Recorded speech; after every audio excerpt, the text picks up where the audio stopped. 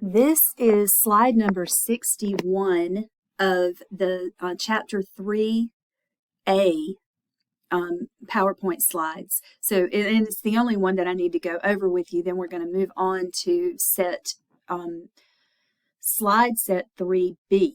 So I just wanted to show you what happens to a red blood cell that is placed in an isotonic solution. It doesn't change shape or size. A red blood cell that's placed in a hypertonic solution, where the solution has a higher concentration of solute than what's inside the cell is going to lose water. Water will move out of the cell will shrink. And that is called crenation. I don't know if the word crenation is not here, but this is what crenation looks like in a red blood cell under the microscope. And then we have a red blood cell that has swelled up. It hasn't burst yet, but the reason it's swelled is it was placed into a hypotonic solution, such as distilled water, where the solute concentration is lower than what's inside the cell, so water moves in.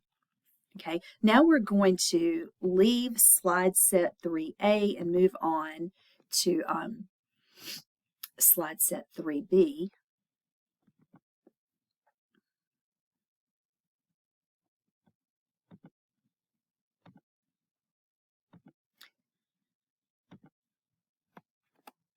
And we're going to start with, we covered passive transport across the membrane. Now we're going to cover active membrane transport. This is going to involve energy.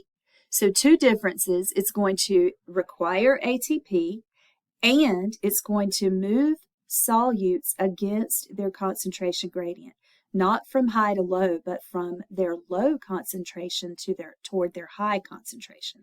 So opposite of instead of moving down the concentration, you would say that the substances are going to move against their concentration gradient. So there are two major active membrane transport processes that require energy, and they are active transport and vesicular transport. Many times the reason for these types of transport is that the solute is too large for channel proteins. The solute is not lipid soluble, or the solute is not able to move down its concentration gradient. In other words, it's trying to move against its concentration gradient.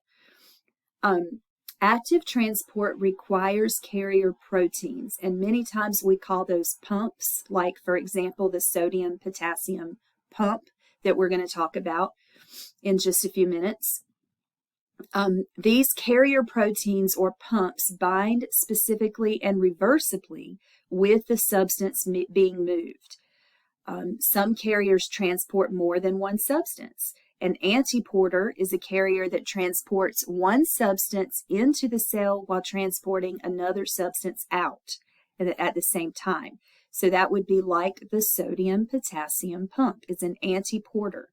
A symporter will transport two different substances in the same direction, like, for example, a sodium glucose symporter.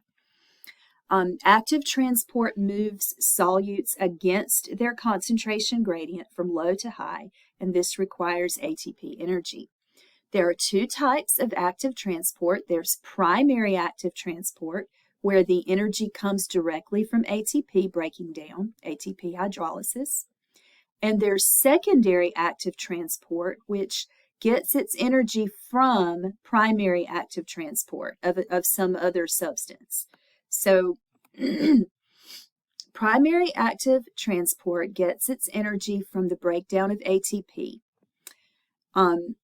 and it pumps solutes across the plasma membrane using that ATP energy. Examples are calcium pumps, hydrogen or proton pumps, sodium-potassium pumps, and that's the one we're going to talk about. The sodium-potassium pump is the most studied pump, and particularly in A&P classes, because we will need to have an understanding of the sodium-potassium pump in this course, specifically in Bio 168, because the sodium-potassium pump is very important in maintaining the voltage across the membrane called the resting membrane potential, in muscle cells and nerve cells. Muscle and nerve cells. So the sodium-potassium pump is going to pump sodium out and potassium in. And let's blow this up a little bit so you can see it better. In step 1, the sodium-potassium pump is pumping 2 sodium ions out of the cell and 3 potassium. No, that's wrong. Okay, I knew that was wrong. It's about to be 3. Okay, so sorry, the picture is a little bit blurry. The sodium ions are the yellow ones. So where's the low concentration of sodium? Inside the cell. Sodium's concentration is high outside the cell. In active transport, ATP is used to pump a substance against its concentration gradient from low to high. So that's what we see happening in step 2. We see ATP is broken down to ADP, and 3 sodium ions bind to the sodium-potassium pump. And in step 3, those 3 sodium ions are pumped out toward their higher concentration. And then in step 4, we see 2 potassium ions binding and being pumped into the cell in step 5 toward their higher concentration. So the sodium-potassium pump pumps 3 sodium ions out and 2 potassium ions into the cell.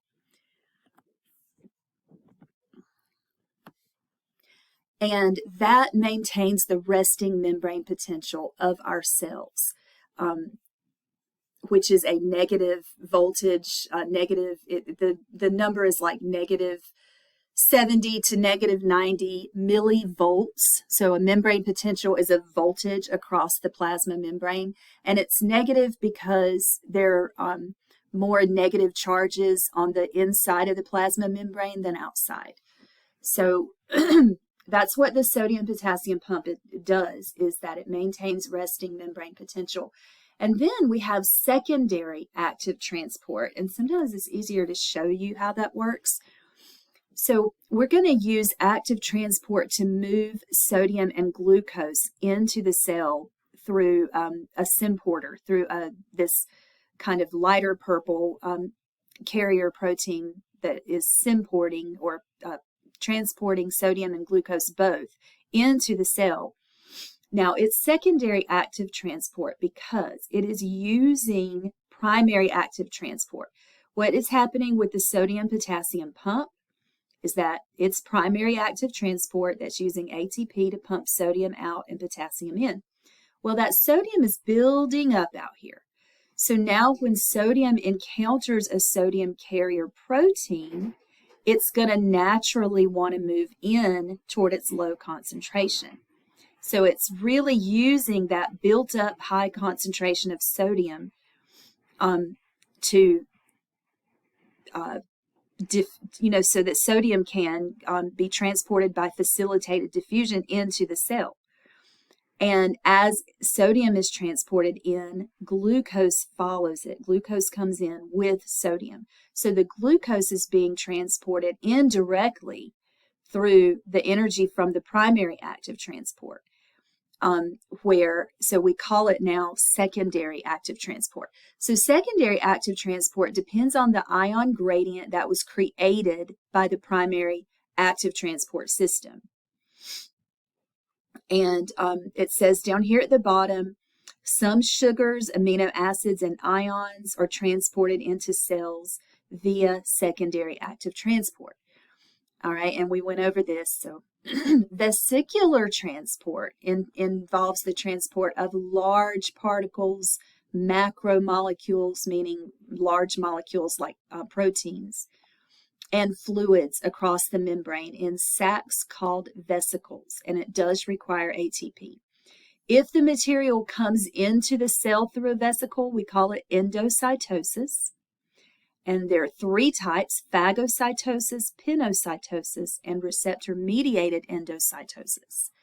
And if the material moves out of the cell through a vesicle, we call it exocytosis. When we transport when material is transported into, across, and then out of a cell, like it's kind of basically transported through the cell to another part of the body, it's called transcytosis. And then we have vesicular trafficking, which is the transport from one area or organelle in the cell to another, like between the ER and the Golgi. All right, this is showing you the events of endocytosis, starting with 1. The material that's going to come into the cell is surrounded by the plasma membrane. And then the plasma membrane pinches off. And now it's inside the cell, so it's become a vesicle. And the vesicle can become a lysosome. If it contains digestive enzymes inside, it will be a lysosome. Or it can, that vesicle can have another purpose. But anyway, this is what endocytosis looks like, is the plasma membrane kind of engulfs and pinches off around either a solution or a large substance. When that substance is a solid, like for example, if you have a white blood cell that engulfs and breaks down a bacterial cell, we call it phagocytosis, and that white blood cell is called a phagocyte. Usually it is a macrophage, which is a big eater. But phagocytosis is endocytosis that is referred to as cell eating because the substance coming in the cell is a solid. Phagocytosis is used by macrophages, which are big eaters, white blood cells we call big eaters, and certain other white blood cells like neutrophils. Here is phagocytosis, where the cell is engulfing, this looks like maybe a chunk of food. And pinocytosis is cell drinking. That is when a solution or fluid with solute dissolved in it comes into the cell. This is the main way in which nutrient absorption takes place in the small intestine through pinocytosis. And you see the vesicle the plasma membrane is forming a vesicle around a solution, solute particles dissolved in liquid.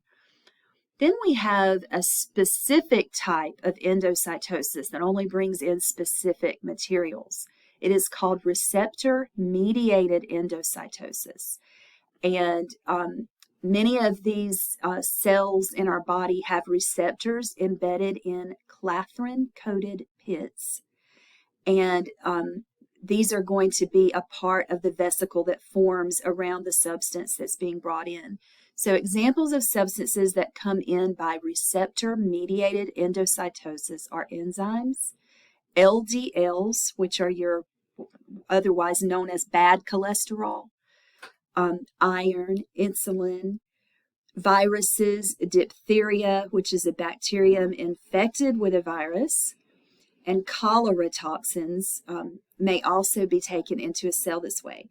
Caveolae have smaller pits and a different protein coat from clathrin, but they still capture specific molecules like folic acid, the tetanus toxin, and use transcytosis. So the 3 types, here's your receptor mediated. You have your receptors that bind with the substance to be brought into the cell, and then you end up with a vesicle that's coated with these receptors, and so it's a coated vesicle basically, and it's specific to certain substances. So that's receptor-mediated endocytosis. Exocytosis is where material is ejected from the cell. So that the material can be ejected through a secretory vesicle during a process called secretion. Some substances that are secreted or exocytosed are hormones, neurotransmitters, mucus, and cellular waste. And this is the process of exocytosis. You have your secretory vesicle that fuses with the plasma membrane, and then the plasma membrane opens up and the substance is secreted outside. And then the vesicle membrane fuses and becomes a part of the plasma membrane. All right, resting membrane potential is the electrical potential energy produced by separation of oppositely charged particles across the plasma membrane. And this difference in electrical charge across the membrane is the voltage. So voltages across the membrane can range from -50 to -100 millivolts. Negative means that there's more negative charges directly inside the plasma membrane than there is directly outside the plasma membrane. And we will start here with slide number 26 with the next recording.